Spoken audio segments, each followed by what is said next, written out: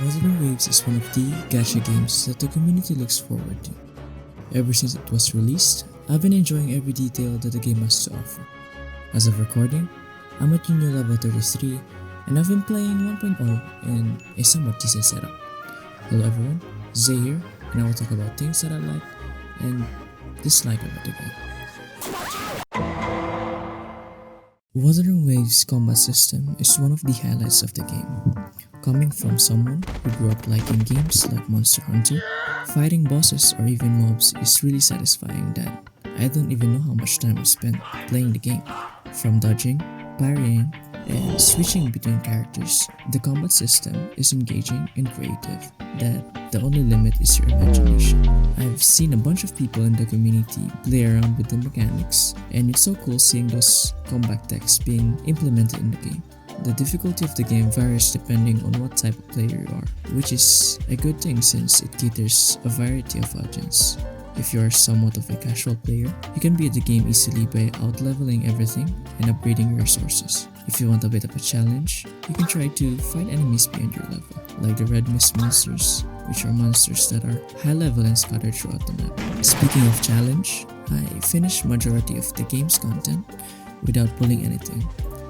The only thing that I have is the 3-star weapon and the starting team with me. Lastly, if you're really sweaty, you can just play dungeon. Just play dungeon. Boss fights in this game are really good. There are times where you should parry the attacks, and if you don't, you're gonna get punished with it. Also, there are a bunch of holograms scattered throughout the map where you can test out your limits. So basically a hologram of a boss with a bunch of level with it to see how much skilled you are in the game. What's more to say? Fighting these bosses feels like you're an enemy. In terms of character, every character is pretty satisfying to play. Even 4-stars like Danjin, who deals massive damage in exchange of her HP. Sanwa, who was built in rhythm game to trigger special heavy to detonate her icicles, and also who is good at manipulating his enemies. Also, I want to point out that MC in this game is pretty good. As an open world game, one of the crucial elements is its world design and exploration mechanics, since most players will be spending most of their time traversing the world as they play the game.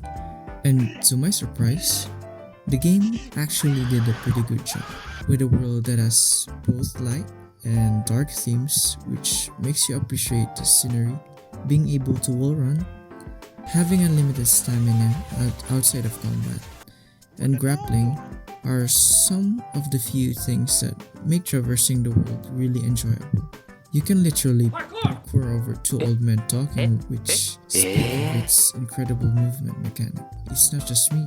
Many players of the game really enjoyed exploring the world that the game offered, since the majority of players I see in the community are done in terms of exploration and actually complain about the lack of content even if the game just released a few weeks ago.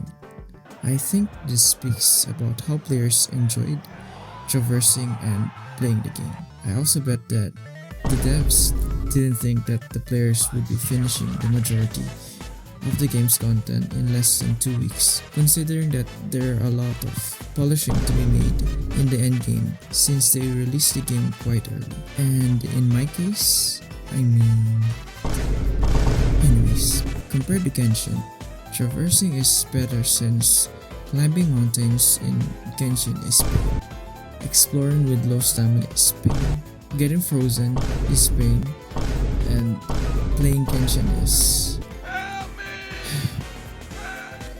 Don't get me wrong, when I first dived into the world of Genshin, exploring the game was so fun that I even invited my friends to play the game for its amazing world. But yeah, exploring the world is not fun in my opinion, and Genshin became a chore to me, especially in the endgame. The only reason I play the game is either the story or to pull for new characters. Another thing to mention about the world is the interactiveness. Monsters are fighting other monsters. Seeing different monsters fighting another monster is such an interesting feature which makes the world alive in my opinion.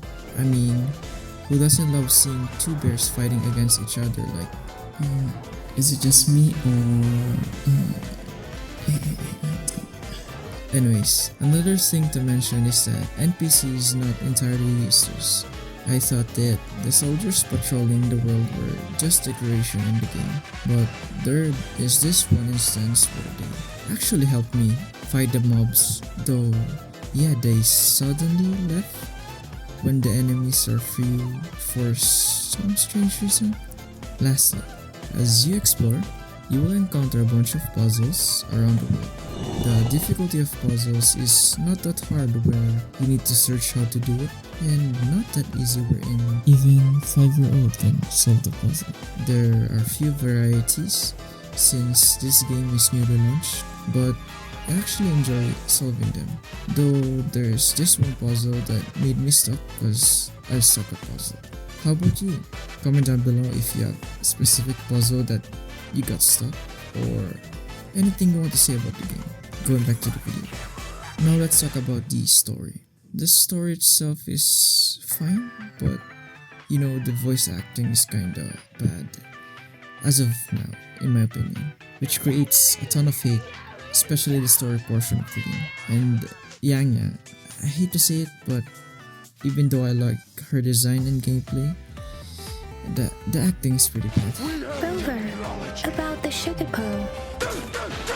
Again, don't get me wrong, it's not that the voices are bad, but the way they do it is...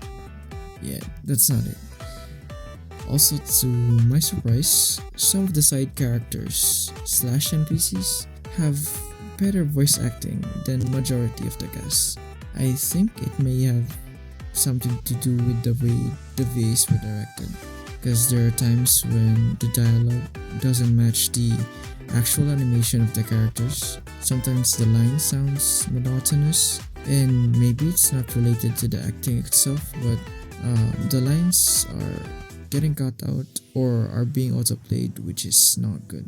However, with the latest act, the voices now are a lot better. But since the previous acts 1 to 3, have this kind of voices, the majority of the players are getting turned off by how poor or horrible the voices in the previous act. So what games can do is either retake the thing, or they can continue to release consistent banger acts so that all players can say the phrase or the sentence. It will get better once you reach Act 4. One good example of this is in anime, which is Kingdom. And if you know, you know. And I don't know if this is a hot take, but Yang is still bad. Yang voice is still bad in my opinion. As I So when it comes to co-op potential of the game and the music, co-op, yes, you can complete the overall content with single player, but with its good combat mechanics, I think games can play around with this, like adding raids with the game and more events wherein players can have co-op events wherein players can enjoy or chill together. And when it comes to music is fine, I guess, but it's not the best in my opinion. Though yeah, I heard some good ones with the previous game, or I mean their first game, which is PGR. They have really good. So yeah, that sums up all of my review about the game. So I've actually played the game for a month now, and yeah, until now, even though the new act has been released, the game is pretty buggy in my opinion.